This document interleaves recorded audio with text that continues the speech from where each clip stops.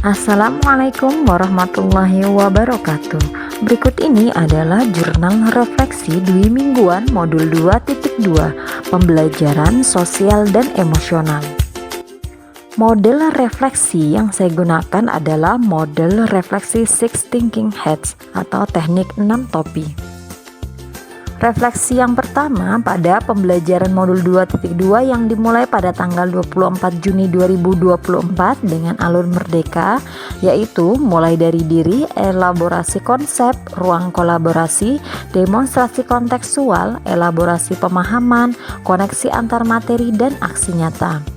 Yang pertama adalah mulai dari diri, yaitu tanggal 24 Juni 2024. Pada kegiatan mulai dari diri, saya diminta untuk merefleksikan pengalaman yang berkaitan dengan kompetensi sosial dan emosional, baik diri sendiri maupun murid.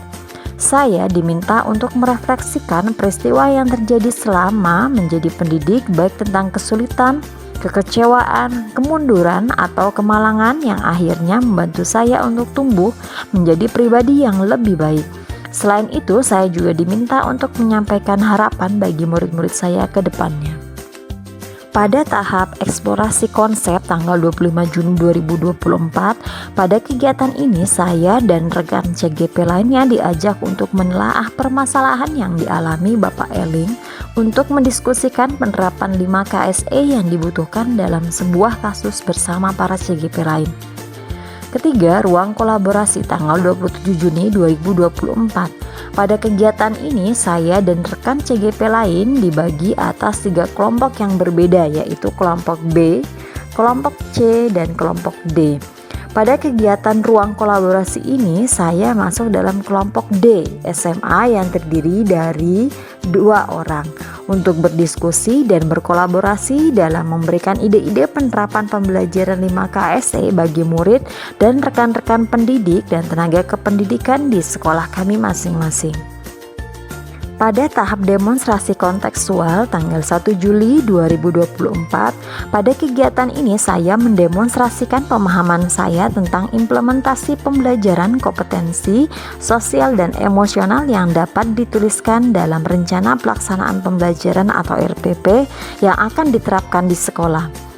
Berikutnya, elaborasi pemahaman tanggal 3 Juli 2024. Pada kegiatan ini, saya dan teman CGP lainnya bergabung dalam ruang diskusi virtual untuk membahas materi pembelajaran sosial dan emosional bersama dengan instruktur dan teman CGP dari kelas lain.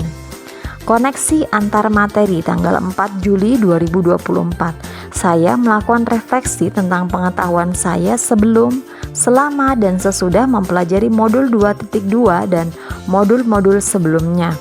Aksi nyata 5 Juli 2024, saya membagikan pemahaman tentang implementasi pembelajaran sosial emosional yang telah saya lakukan selama ini.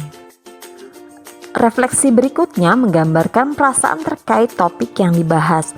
Saya merasa sangat senang sekali karena saya mendapat ilmu dan pengetahuan baru sehingga saya dapat belajar dan mengembangkan diri dalam bidang pembelajaran sosial emosional, khususnya dalam penerapan KSE di sekolah, serta saya dapat juga membagikan pengetahuan dan pengalaman saya kepada orang lain.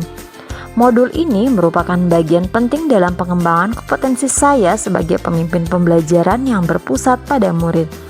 Berbagi pengalaman dengan rekan sejawat atau komunitas dapat memperkuat rasa koneksi dan kebersamaan, serta mendorong kolaborasi untuk meningkatkan implementasi pembelajaran sosial emosional di masa depan. Refleksi selanjutnya yaitu menuliskan hal-hal positif yang terkait dengan topik tersebut. Hal positif yang saya dapatkan setelah mempelajari modul 2.2 ini adalah: yang pertama, guru dan murid memiliki hubungan yang lebih positif dan suportif. Kedua, murid dapat mengembangkan keterampilan sosial dan emosional di kehidupan sehari-hari. 3. Terciptanya lingkungan belajar yang positif, aman, dan nyaman. 4. Peningkatan hasil belajar murid. 5. Guru dapat berkontribusi terhadap pengembangan karakter murid. 6. Sekolah menjadi tempat yang lebih menyenangkan dan inspiratif untuk belajar. Refleksi berikutnya menuliskan kendala, hambatan, atau resiko dari tindakan atau peristiwa yang sedang dibahas. Dalam penerapan PSE, guru perlu dilatih dan diberi sumber daya yang memadai untuk dapat melaksanakan program PSE dengan efektif. Kedua, dibutuhkan keterlibatan orang tua dalam program PSE agar mereka dapat mendukung murid di rumah. Tiga, implementasi PSE membutuhkan waktu dan usaha yang berkelanjutan. Hasil yang signifikan mungkin tidak terlihat dalam waktu singkat, dan guru serta murid perlu bersabar dan terus berkomitmen pada program. 4. Implementasi PSE mungkin memerlukan sumber daya tambahan seperti materi pelatihan guru, materi pembelajaran untuk murid, dan lain-lain. Kemudian menjabarkan ide-ide yang muncul setelah mengalami peristiwa tersebut. Saya akan mengembangkan modul atau materi pembelajaran PSE yang terintegrasi dengan mata pelajaran di kelas dengan memanfaatkan berbagai metode pembelajaran yang menarik dan interaktif seperti permainan, simulasi, dan diskusi kelompok. 2. Saya akan mencoba untuk memberikan pelatihan dan pengembangan profesional bagi guru tentang bagaimana mengintegrasikan PSE dalam pembelajaran. 3. Melakukan refleksi dan pembelajaran berkelanjutan untuk meningkatkan kualitas implementasi PSE. Kesimpulan dari modul 2.2 ini adalah 1.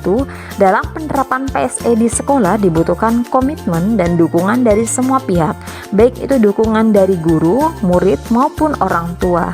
2. PSE tidak hanya diajarkan sebagai mata pelajaran terpisah, tetapi dapat diintegrasikan ke dalam semua mata pelajaran dan kegiatan sekolah.